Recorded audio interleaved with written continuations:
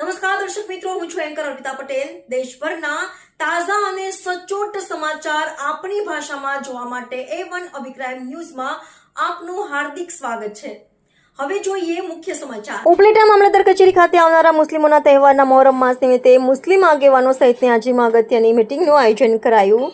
હાલ મુસ્લિમોના પવિત્ર તહેવાર અને તાજિયા કમિટી ઉપલેટા તાલુકાના મુસ્લિમ આગેવાનો સાથે મળી મામલતદાર કચેરી ઉપલેટામાં એક મહત્વની મીટિંગનું આયોજન મામલતદાર નિખિલ મહેતાની અધ્યક્ષતામાં કરાયું હતું, જેમાં ઉપલેટા, ભાયાવદર, પાનેલી, કલારિયા, પડવલા સહિત વગેરે ગ્રામ્યના મોહરમ તાજિયા કમિટીના પ્રમુખ આગેવાનો, PGVCLના અધિકારીઓ, પોલીસ સ્ટાફ સહિતના અધિકારીઓ સહિત આ મીટિંગનું આયોજન કરાયું હતું, જેમાં 2024ની ગાઈડલાઈન અને રાજકોટ જિલ્લા કલેક્ટરશ્રીના આદેશ મુજબ દરેક જગ્યાઓ પર સરકારશ્રીના આદેશ મુજબ તાજિયા તહેવાર યોજવામાં આવે તેવી માહિતીઓ આપવામાં આવી હતી।